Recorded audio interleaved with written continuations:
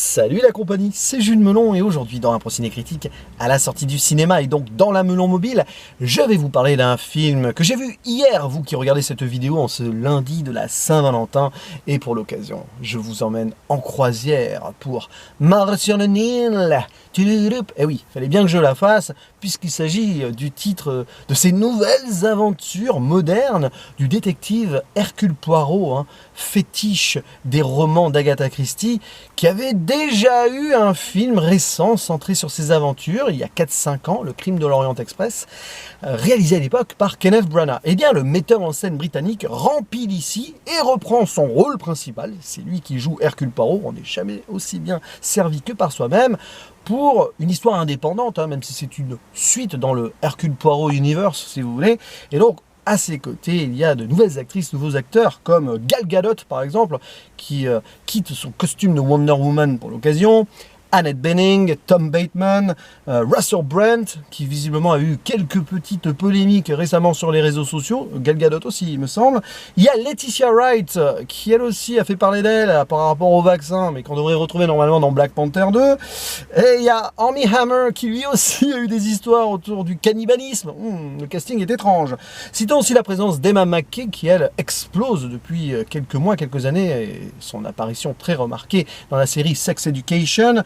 Et bien sûr, comment pourrais-je l'oublier, Sophie Okonedo, que j'ai découverte il y a presque 30 ans, un peu moins, dans Ace Ventura en Afrique. Et oui, celle qui joue la princesse du village. Ouais. Bref, on retrouve ce beau monde quelque part en Égypte, forcément en croisière sur le Nil, où Hercule Poirot se trouve presque par hasard en vacances et il va être amené à bord. Et il va y avoir quelques mystères autour d'une riche dame qui vient d'épouser un homme, voilà, une certaine Lynette Ridgway, qui fête presque ses noces, enfin en gros, elle a invité ses amis et sa famille, hop. Mais il va se passer des trucs, des gens à bord ont des secrets, il va y avoir des menaces, mystères et même meurtres forcément, puisque le titre c'est Mort sur le Nil. Mais je n'en dis pas plus là-dessus. Bref, Hercule Poirot est dans les parages, il va devoir enquêter en observant les choses de très près. Et alors, il faut savoir que ce film, bon, ne me tentait pas plus que cela. Déjà, et en plus il y a eu de très mauvais retours de la part de certains collègues, notamment Nico Ciné, Thierry, Louane, et donc c'était pas gagné. Donc j'y suis allé un peu fatigué en plus, en mode allez, on verra bien après tout, et je ressors de là, ben finalement plutôt satisfait. Alors attention, ce n'est pas un grand film, il y a des défauts, je vais y revenir. Mais j'ai trouvé l'ensemble plutôt correct, bien ficelé, on voit qu'il y a un soin apporté à certaines choses de la mise en scène et dans l'écriture, mais parfois ça fait très artificiel, et il y a d'autres choses qui font que malheureusement, il y a quelques écueils qui m'ont fait tout deviner très vite, et ça c'est très embêtant dans un whodunit.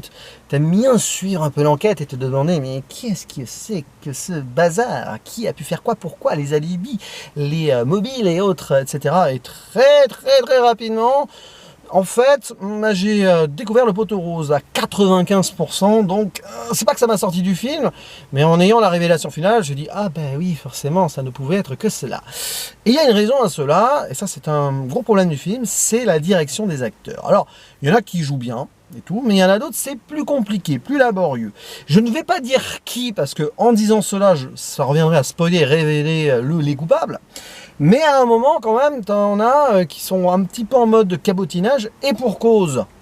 Parce qu'il y a une sorte de jeu dans le jeu, et voilà. Donc ça manque de subtilité, tu vois très vite les ficelles, et moi qui aime bien me triturer le cerveau dans ce genre d'enquête, etc., ben en fait, c'est pas que je me suis ennuyé, mais bon, très vite finalement j'ai observé un petit peu les ressorts de réalisation, etc. Et Kenneth Branagh ne s'en sort pas mal du tout. Alors j'ai voilà, eu quelques retours, dont un, mais je vais pas citer qui, il se reconnaîtra, qui me disait que c'est un mauvais réalisateur, ici c'est pas terrible. Ben non, ça passe. Alors le souci c'est que c'est très forcé, c'est très calibré, de toute façon c'est une histoire classique. Mais oui, le syndrome on fait des plans séquences pour essayer de faire de l'exposition. Ok, mais voilà, on étire l'idée 3-4 fois dans le film. Ce détail de symétrie aussi, pour mettre ces personnages face à face, etc. Ouais, on voit quand même que ça manque de personnalité. Mais bon, c'est Kenneth Branagh, je crois que c'est un petit peu son style aussi, il aime bien être assez propre, peut-être un peu trop, et ce film, il n'y a rien qui déborde, vraiment. Même sur l'humour, il n'y a pas tant que ça, et c'est pas GG. Et bon, t'as pas mal de personnages qui s'avèrent très fonctions et très inutiles. Bon, il faut qu'il y ait des suspects et tout, mais voilà, chacun a son petit secret. Donc très vite, quand on connaît les secrets de chacun, chacune, et bien on se dit, bah ça sera pas elle ou lui l'assassin, forcément, c'est évident.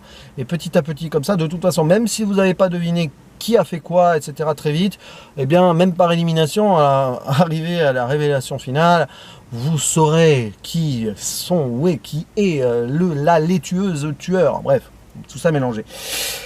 Et ouais, bon, bref, là-dessus, il n'y a pas grand-chose à dire sur le plan pour roman policier. C'est pas que c'est pauvre, mais c'est très simpliste. D'ailleurs, je ne sais pas si c'est comme ça dans le bouquin, si ça a été adapté différemment, parce que je ne l'ai pas lu. N'hésitez pas à dire en commentaire à ce niveau si c'est fidèle au livre ou non, parce que voilà, ça peut être intéressant, sans révéler évidemment à ce moment-là les coupables du bouquin, parce que ça serait dommage pour celles et ceux qui aimeraient le lire. Mais voilà, donc, au moins on a une tentative d'esthétisation. Et puis oui, il y a des beaux couchers de soleil là aussi, hein, c'est très renforcé, cliché, machin, mais c'est beau, et voilà, la photographie, ils essayent des trucs. Les décors, il y a du CGI, mais il y a aussi des décors naturels. Je crois qu'il y a un beau mix des deux, ils ont tourné en Égypte, mais pas que. Bon, voilà, il y a des moments, tu le vois quand même que c'est retouché par ordinateur, et pour cause, il fallait faire une reconstitution avec le bateau de croisière et le Nil et tout, mais ils ont aussi été, voilà, on voit certaines rives qui sont réelles, donc voilà, bon, il y a pire au niveau fond vert quand même, hein. Mais voilà, je vais pas dire qui joue le mieux, qui joue le moins bien non plus du coup dans le film, parce que là, ça reviendrait, je vous renvoie à ce que j'ai dit il y a quelques minutes, et quelques secondes, à peut-être plus ou moins révéler le mystère, mais bon, Kenneth Branagh lui-même joue son Hercule Poirot à sa façon, et on peut dire ce qu'on veut, au moins ça va quoi. Hein, il mène bien sa barque, pardon, c'est pas un jeu de mots parce qu'à un moment ils sont dans une barque pour accéder au bateau. Et alors, petite plus-value du film, mais est-ce bien utile? Moi j'ai apprécié, mais à voir ce qu'ils en feront peut-être s'ils font un troisième film derrière. On a ici une origin story, ou du moins on creuse la profondeur, subconscient, l'intellect, la psychologie du donc détective Hercule Poirot, puisqu'on a donc ce qui lui est arrivé pendant la Première Guerre mondiale. Là, ça se déroule à la fin des années 30, et on comprend pourquoi il a une moustache. Bon, vous allez me dire, pourquoi pas, parce que c'est pour recentrer par rapport aux thèmes principaux du film, l'amour, et puis il y a aussi l'argent, l'amour et l'argent. Ah, évidemment, hein, quand il y a des trucs policiers, c'est toujours ça tout ça qui est mis en avant, c'est souvent des mobiles et tout.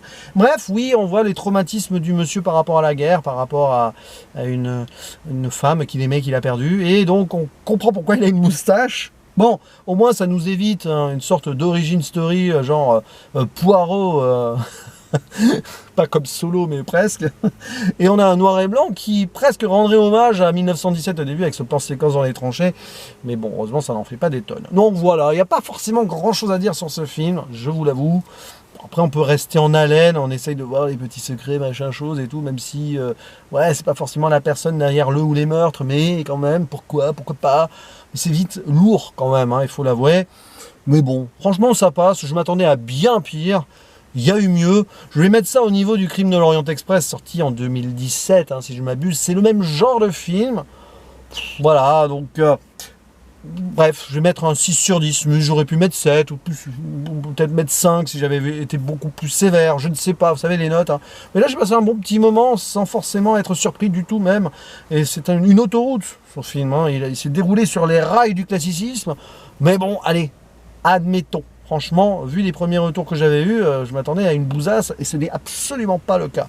Donc, je suis content d'avoir vu ce film au cinéma. Et vous, l'avez vu? Pardon, ce métrage. Et si oui, dites-le en commentaire à votre avis. Il sera toujours pertinent de toute façon. Il suffit que vous ayez vos propres arguments, même si on n'est pas d'accord. C'est toujours ça de prix dans la discussion et le débat. Il ne me reste plus qu'à vous dire à la prochaine. Ciao!